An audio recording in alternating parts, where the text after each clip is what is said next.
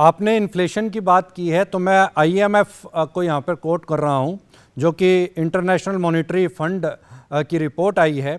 उसके मुताबिक 2025 के अंदर जो इन्फ्लेशन है वो 4.2% से लुढ़क करके 3.5% पर आ जाएगा।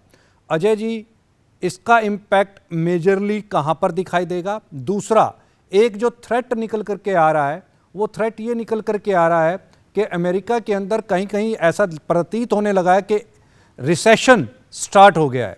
तो क्या वो रिसेशन की मार यहां पर भी दिखाई देती है? क्या जीरा भी उसकी चपेट में आता हुआ आपको दिखाई देगा? और अदर जो मसाला कंपोनेंट्स हैं, क्या वो भी इसकी चपेट में आएंगे?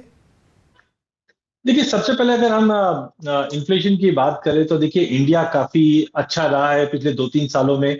हमारे जो की इंपोर्ट्स रहते हैं उस पे गवर्नमेंट ने ऑलरेडी 3-4 साल पहले ही वर्क करना स्टार्ट कर दिया था।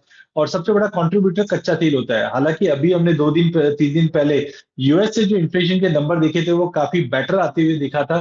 बिकॉज कच्चा तेल काफी ड्रॉप आ चुका था। बट एक चीज आप सोचिए कि ग्लोबल मार्केट में जिस ढंग से डोनाल्ड ट्रंप टैरिफ बढ़ा रहा है, तो इससे क्या इन्फ्लेशन कम होगा? जवाब है नहीं। बिकॉज ऑन एन एवरेज सब में देखिए 10-15% के आसपास का टैरिफ जो बढ़ा है, इसका इम्पैक्ट पड़ना ही पड़ना है। हालांकि एग्री कमोडिटी पे जो इम्पैक्ट पड़ा था वो 2022 से ही पड़ा था। जैसे कि हम जानते हैं कि 23% ग्लोबल मार्केट में व्हीट की जो सप्लाई करता है वो यूक्रेन रशिया का ब्लैक सी एरिया करता है, जिसकी वजह से इंडिया ने ऑलरेडी एडिबल ऑयल कॉम्प्लेक्स पे पल्सर्स के ऊपर अपनी पकड़ कंटिन्यू बना रखी थी। तो मेरा मानना अभी भी है कि जिस ढंग से आईएमएफ ने और बाकी सबने भी इन्फ्लेशन की चिंता जताई है, तो गवर्नमेंट पहले ही चौकन्ना है कि कौन सी ऐसी क्रॉप्स है जिनकी आप प्रोडक्शन बढ़ा के रखे, तो डेफिनेटली फूड इन्फ्लेशन कब रहेगा। आज भी यूरोप में फूड इन्फ्लेशन हायर लेवल पे है और मुझे कंसर्न कंटिन्यू रहेगा, जिसकी वजह से जो माइनर क्रॉप्स है ये मुझे लगता है लाइमलाइट पे कंटिन्यू रहेंगे, क्योंकि बड़े क्रॉप पे गवर्नमेंट की नजर रहेगी।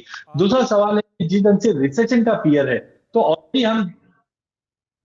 ऑलरेडी अगर हम बात करें तो कहीं ना कहीं फूड इन्फ्लेशन तो एक पार्ट हो गया। बट आप देखिए पिछले 1.5-2 साल के अंदर एग्री के अंदर कोई भी फंड्स नहीं आ पा रहा, बिकॉज अनसर्टेनिटी बनी हुई है, स्लो डाउन का रिसेशन फर्क पड़ा हुआ है। कोविड के बाद से ही जो हमारी इंडिया की सबसे बड़ी ताकत है वो है क्रेडिट लाइन।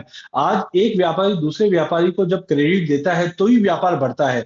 बट कोविड के बाद से हमने देखा, या जीएसटी के बाद से हमने देखा, नोटबंदी के बाद से देखा, बैक टू बैक जो ये क्रेडिट लाइन है इंडिया की वो काफी ज्यादा डिस्टर्ब हुई हुई है, जिसकी वजह से ट्रेड काफी स्लो है। आज मैं काफी बड़े कॉर्पोरेट से जब भी बात करता हूं या इन्वेस्टर से बात करता हूं तो एग्री से दूर रहने की बात है। इस बीच में हमने देखा कि कहीं ना कहीं इक्विटी मार्केट में फ्लो ज्यादा बढ़ा हुआ है।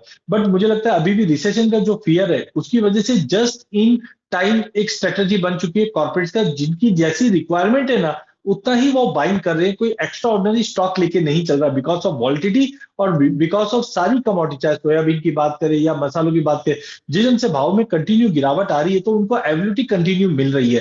तो मुझे लगता बिल्कुल। है कि एक बड़ी तेजी कोई भी एग्री मार्केट में अगर आ जाती है तो एक बेल आउट का काम करेगी और सभी एग्री में अच्छा इन्वेस्टमेंट आ जाएगा। बट टाइमिंग यस, जो रिसेशन का फियर है वो सभी ट्रेड्स के ऊपर नेगेटिव इंपैक्ट डालता हुआ दिखाई दे रहा है।